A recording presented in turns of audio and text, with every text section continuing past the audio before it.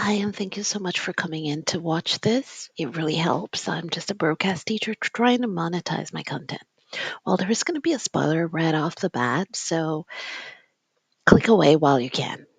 I wrote a review about this, and I'm going to read it for you, but I'm going to stop and talk about it, so it's not going to be like me reading the whole thing from beginning to end. Jury duty.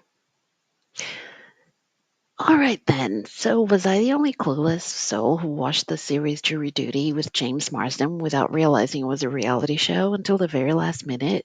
Yes, I watched 7 episodes, thinking all the participants were actors. I was under the impression that this was a show like a myriad of other sitcoms and comedy series I had watched before. I thought it was super funny. James Marsden plays a hyper diva version of himself. He was extremely amusing in this part. Those of you who have watched other movies he was in will know he plays comic parts with a lot of skill. Having watched Enchanted 1 and 2, I can say that the man can make an audience laugh. His comedy is not only in how he delivers his lines, but also his physicality. He does a tremendous job in Jury Duty. He had me fooled that this was just a show in which he played himself, a douchey version of himself at that. Has been a technique employed by directors to put actors in parts where they can be themselves, but not really themselves in the past few years. To an extent, it makes the audience feel the illusion that they're seeing a movie production or a series production from the inside. By the same token, it gives the audience an opportunity to empathize with the actors when they go through an abhorrent situation and cheer for them when they're fighting for a cause.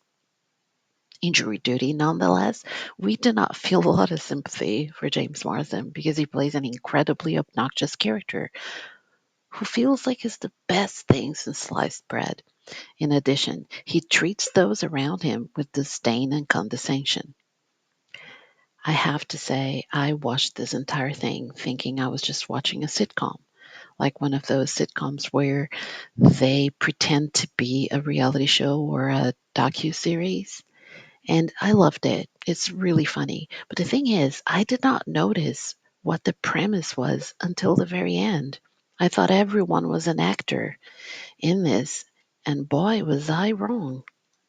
So, right now, well, it's been like a year since it was released, so people might have already seen something about it. So, here's well, I should have looked at the poster because in the poster you can already see like if I had looked at this properly, I would have known. He's in the middle, he's in color, everyone else is in black and white, sepia or whatever that is. But I did not know. I had no idea. Every time someone plays himself in a TV show, I have noticed they do not play their true self. Anna Faris, the actress from the Scary Movie franchise, played herself in the series Entourage. You guys seen Entourage? Entourage was awesome. I watched it in the early 2000s. Entourage. Let's take a look at this so you can see. So, if you've watched Scary Movie, then you will know who Anna Faris is. She was in the series Entourage. She played herself. I watched that show back to back. Well, I love that show, so I'm biased, totally biased.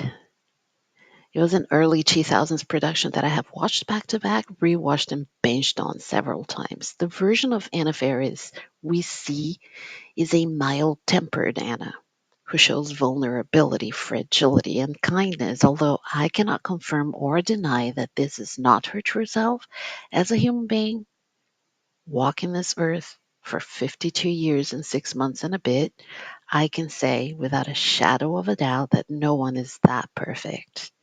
Really, no one is that perfect.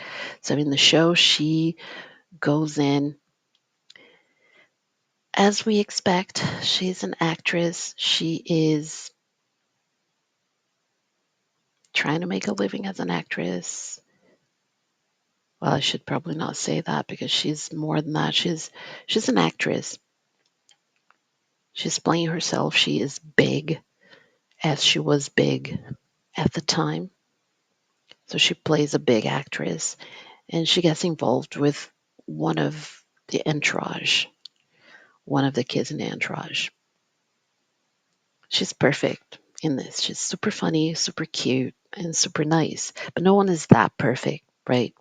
This is not what we see in the version of James Marsden presented in Jury Duty at all. If anything, he's a walking hyperbole of negativity and toxic masculinity. I should say that. That's such a trendy term right now. Everyone is toxic, toxic, toxic.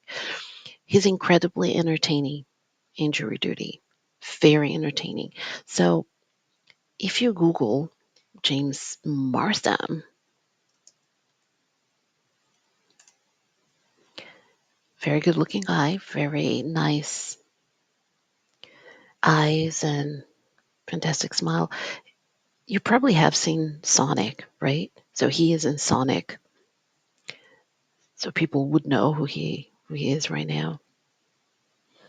But he in the show, you will not find him somebody like, oh, I want to get to know this guy. The whole cast is amazing and they play off each other so well. The cast is outstanding and they complement each other. My cluelessness watching this, thinking it was just another series pretending to be reality TV, was to a great extent because of how wonderful the cast was. Ronald Gladden, who is the Joe Schmo in this, I'm sorry to say it like that, but you'll understand why I'm saying Joe Schmo. Joe Schmo was a show in the early 2000s. I'll talk more about it later on. But let's talk about Ronald Gladden. He was the one who did not know that he was being played. He did not know he was dealing with actors at all. His interactions with James Marsden, they're gold. Gold. Super funny to watch. Especially when he tells the actor that Sonic was not a good movie. That just had me on the floor. But it seemed too funny to be spontaneous. I thought, like, no one would just say that to an actor. Apparently, he did.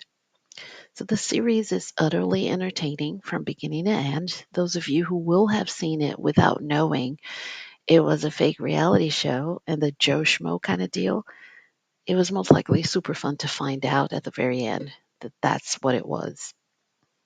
I was shocked, truly shocked, because I thought, well, this is just another show, you know, like all the other shows that we watch when they pretend to be a docu-series.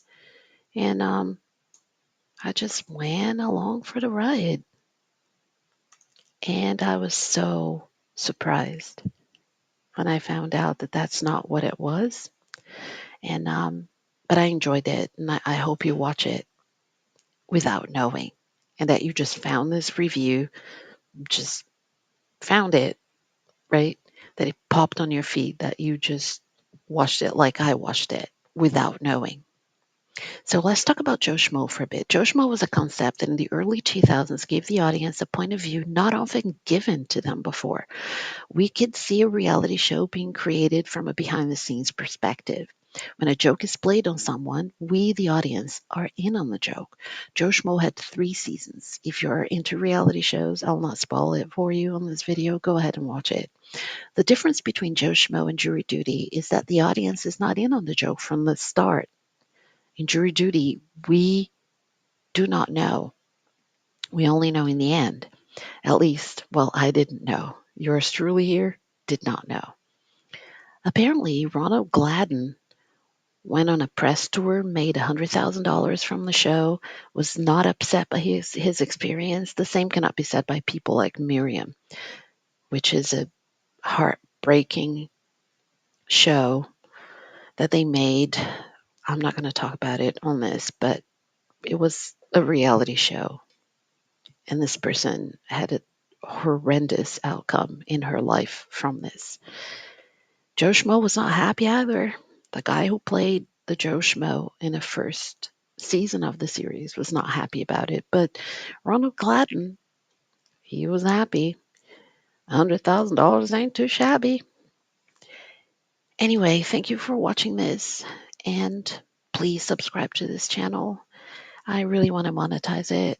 I'm a broadcast teacher living in Norway, wanting to one day retire and go back to America, or maybe just go to Brazil. I just don't want to die in a country where it's so cold. So, yeah, subscribe. You'll be doing me a favor. And also, you will be enjoying fantastic content. My content is so unique. There's all kinds of different things on this channel. Subscribe. Bye.